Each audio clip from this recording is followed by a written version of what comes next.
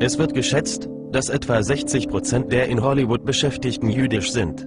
Alle großen Filmschmieden wurden von Juden gegründet und befinden sich auch heute noch in jüdischer, oder sollte man sagen, pseudo-jüdischer Hand. Die restlichen Leute, die in Hollywood tätig sind, gehören den Freimaurern, Scientology oder anderen Gehirnwäscheorganisationen an.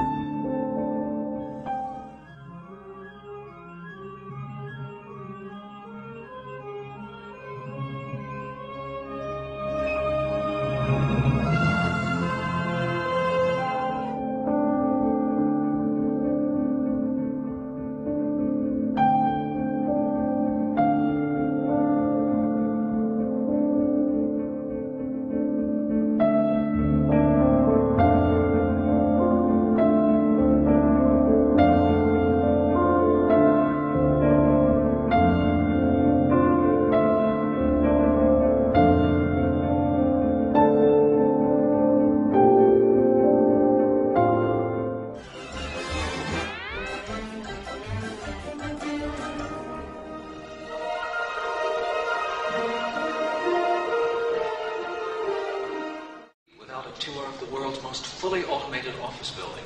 My Clamp Premier Regency Trade Center and Retail Concourse, headquarters of Clamp Enterprises and home of CCN. Clamp Cable Network Television.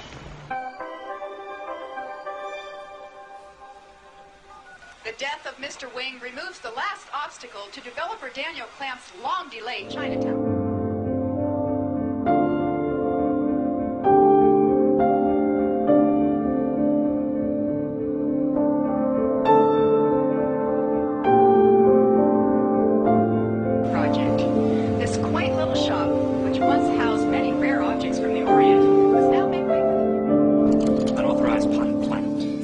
I spoke to him about that plant weeks ago. I talked to you about that plant. Well, I know I was going to do something about it.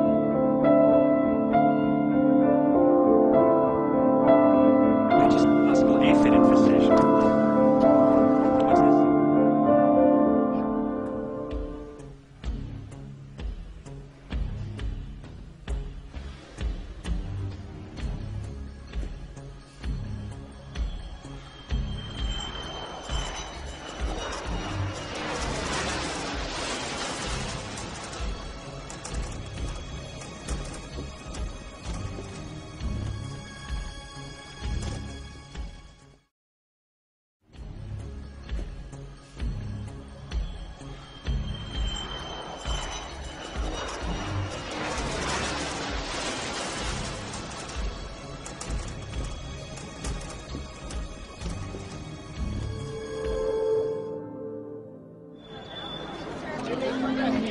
Look, officer, just let us in there. We'll take the responsibility. Get it, lady. Most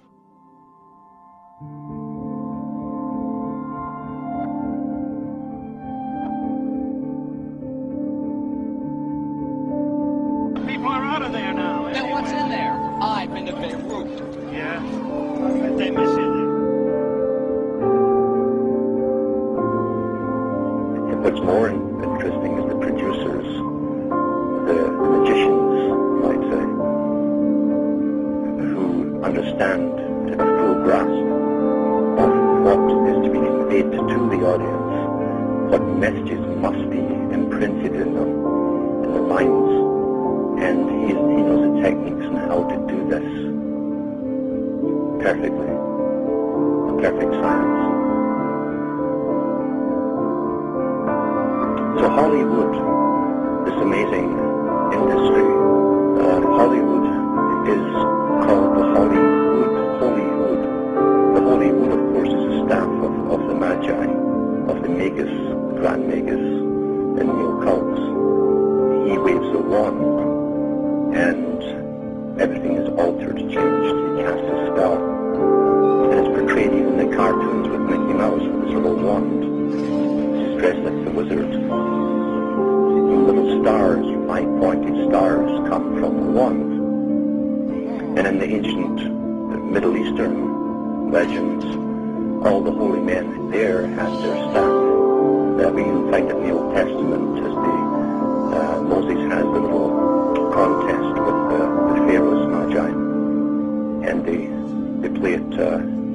sticks into snakes and back again, which is a good trick. But the trick of conducting a spell over the audience is by using a staff, the holy wood. Some movies will show you the understanding within Hollywood, at least in the director's part. Many of the actors don't even understand it themselves, but the directors and producers certainly do. And some of the bigger ones are given information and they're advised on how to get it across to the public. It's not that they have geniuses within Hollywood, per se. It's because their job is to program us as we go into the future, always. There are books out on Hollywood's involvement with making war movies. They turned out I don't know how many war movies in World War II. And they had the full cooperation of the American military and the use of squadrons of tanks and ships and everything to make it very, very realistic, to get the recruitment going to fight the Nazis and then the Japanese. Tremendous part of propaganda, and it's never stopped. And even today, the Pentagon admits they have funded some of the bigger movies to do with war and Jarhead and all this kind of nonsense to get the young guys in, recruits. The movie industry is there to indoctrinate you into possibilities which you swallow as possibilities, and then they actually come out in reality. This technique has been used very effectively since the BBC, in fact, first started up as a radio station for World War I, and they used plays and dramas in serial form so that you could tune in every day to get the next part of the exciting story, and it always made sure that it was a cliffhanger at the end of the hour, and then sure enough everyone tuned in the next day at the right time to get the next part of the story. But in amongst the drama, they were getting propaganda to do with World War I and why the young guys should join up and how much they'd be respected by the women and they'd be heroes. And this is how the technique is used upon the young people's minds. That's why they don't use older guys in the military, except for generals and so on. Young guys think they're immortal. They want, because the tribal instinct within them, they want to be a hero.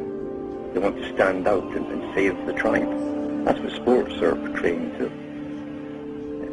That which you see in a movie form becomes acceptable subconsciously, so that when it comes in reality, you don't react to it. You're familiarized with the idea.